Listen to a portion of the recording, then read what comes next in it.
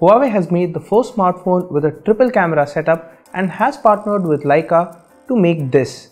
But how far ahead is it from the competition? Well, we are about to find out.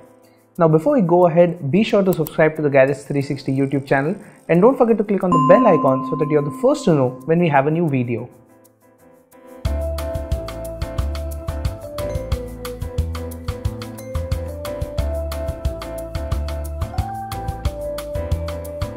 Available in midnight blue, Huawei has used glass in the construction of the P20 Pro and it is a fingerprint magnet. Huawei does offer a plastic case in the box, but considering its 64,999 rupee price tag, a leather case would have been better. The Huawei P20 Pro has a 6.1-inch Oled display and has thin bezels on the top and the sides, while having a thicker bezel at the bottom. This is primarily because of Huawei's decision to put the fingerprint scanner on the front. Huawei has gone with a metal mid-frame that is highly polished and looks a lot like the iPhone X. The power and volume buttons are positioned on the right of the device, while the SIM tray slot is to the left. The P20 Pro has a USB Type-C port at the bottom and has an IR blaster at the top. Huawei has kept the left side for the SIM tray that is also made of metal and has two nano SIM slots. Turn the phone around and you will see its highlight, the triple camera setup. Pick the phone up and you will notice its heft. It isn't too heavy but just about right to give you the impression that it is solidly built. It measures 180 grams on the scale and has a 4000 mAh battery on board. The P20 Pro ships with a Huawei fast charger in the box along with Type-C in-ear headphones and a Type-C to 3.5mm cable. Flagships are loaded and the Huawei P20 Pro isn't an exception. The device is powered by Huawei's Kirin 970 SoC and it is the most powerful chipset yet. While using the phone, we did not find any lag or stutter, and it can be also down to the fact that it does have 6 GB of RAM, because of which multitasking is a breeze. Now if we were to talk about the Kirin 970 with respect to other smartphones, well, we found that it is in line with the Snapdragon 835 processor, which was powering most flagships last year. But when we compared it to the Exynos 9810 that is powering the Samsung Galaxy S9 and the S9 Plus, we found that the Exynos scored higher than the Kirin 970. The P20 Pro does have 128 GB of internal storage, which is non-expandable, but we were happy with the storage we had. The OLED display on the Huawei P20 Pro measures 6.1 inches and has a resolution of 1080 by 2240 pixels. We found that the display has good viewing angles and is quite vivid.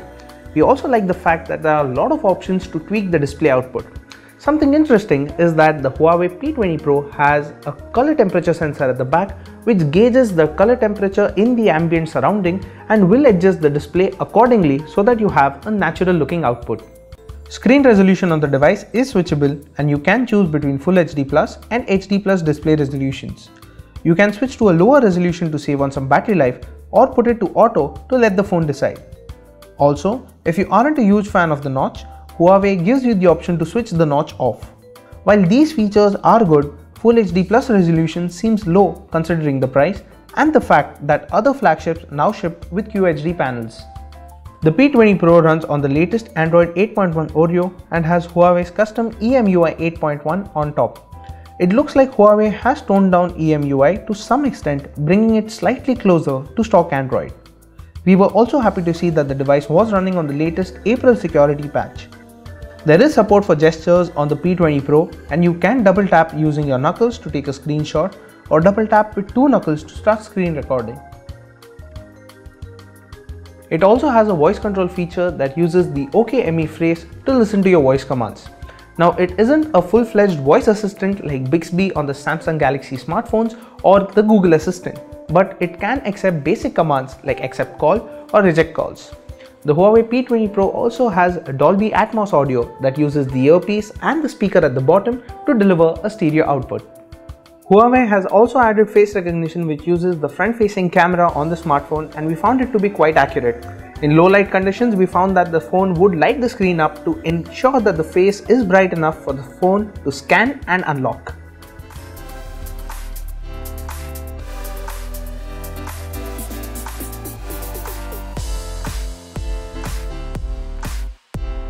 Isn't 3 cameras on a smartphone a bit much, you would ask? Well, each sensor has a different purpose. Let us explain. The first one is an 8 megapixel sensor with a telephoto lens. And what that does is it helps you click objects at a distance with up to 3x optical zoom. The second one is a 40 megapixel large sensor. And the third one is a 20 megapixel monochrome that shoots in black and white and supplements the primary sensor to click better detail. Hardware aside, Huawei has also worked on the software front, and here is what they've done. You get AI assistance that sees what you're shooting and sets the phone up automatically. When you're pointing the camera towards a person, it switches to portrait mode automatically, and it can also detect other subjects like cats, dogs, flowers, among others, and set it up for the right shot. It has an ultra snap mode which helps you click an image very quickly simply by double tapping on the volume down button when the display is off. It also has a focus tracking function that Huawei calls 4D predictive focus that will track moving objects so that you can click a focused image. The camera app also has multiple other modes, including a monochrome mode that uses the 20 megapixel monochrome sensor to shoot in black and white. The portrait mode has an iPhone X like 3D lighting feature that uses AI to get studio lighting effects right. In Pro mode, you get complete control to set ISO, shutter speed, exposure, metering, and white balance. In this mode, the phone also utilizes the color temperature sensor at the back to help set the desired color temperature manually. When clicking at 10 megapixel resolution, you have the option of using the first sensor with the telephoto lens to get 3x optical zoom, or use 5x hybrid zoom, which uses a combination of optical and digital zoom. Photos are crisp and quite detailed, and we were also impressed with its wide dynamic range. Landscape shots did look quite well, and the phone got the exposure right every single time.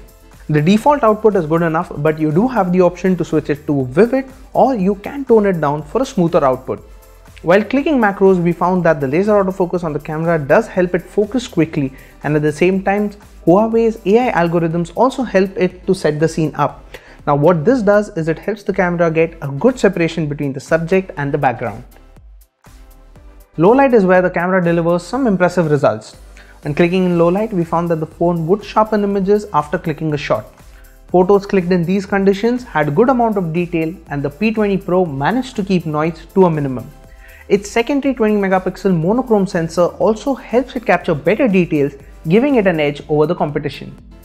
You also have the option to switch on night mode, which makes the phone click multiple photos at different exposures. Now since there are different exposures, the ISO is a little higher and you do see some noise in these photos. Huawei also puts AI image stabilization to use to reduce shakes while clicking handheld. Video recording tops out at 4K on the Huawei P20 Pro, and it lacks stabilization, so you might get shaky output. Now 4K video recording is also restricted to 10 minutes, which means that if you want to shoot any longer, you will have to record multiple clips. However, dial the resolution down to 1080p and you have the option to shoot in 1080p 60 and 1080p 30 fps options. There is no optical stabilization, but you have Huawei's EIS, which is really stable and good. Now slow-mo video is also possible at 120 fps for 1080p resolution, or you can shoot at 240 fps at 720p resolution. Now Huawei also offers 960 fps at 720p, but the shooting time is only 0.25 seconds, while the playback for this clip would be 8 seconds.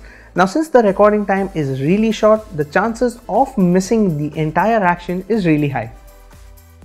The 24 megapixel selfie camera clicks good photos in well-lit conditions, and when you do switch to it, it switches on portrait mode by default. You have the option to set the level of beautification you want or simulate an artistic bokeh. At the same time, you also get the option to use 3D lighting effects to enhance the overall output.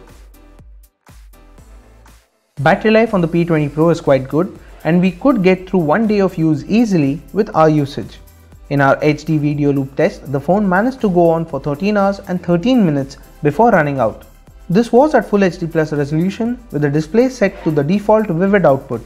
You can squeeze out more from the phone by lowering the resolution to HD Plus and by switching to a darker theme. When the battery does run out, you can plug it into the charger, which charges it to 30% in 30 minutes and can charge up to 100% in a little over 2 hours. The P20 Pro represents everything that Huawei has to offer at the moment. It has the latest Kirin processor and makes use of its AI algorithms to take photography to the next level. The camera hardware is definitely one of the best ones out there, which translates into excellent photos. Priced at 64,999 rupees, it is definitely more expensive than the Google Pixel 2 and the Samsung Galaxy S9, but it is a direct competitor to the Galaxy S9 Plus. Compared to the Samsung Galaxy S9, the Huawei P20 Pro misses out on a Quad HD Plus display, and its Kirin 970 SoC isn't in the same league as the Exynos that is powering the Samsung smartphone. If you want one of the most versatile cameras in a smartphone at the moment, the Huawei P20 Pro should be your first pick. But if you want a smartphone that does a bit of everything right, then the Samsung Galaxy S9 Plus is the one for you. Thanks for watching. That was our review of the Huawei P20 Pro. For all things tech, log on to gadgets360.com.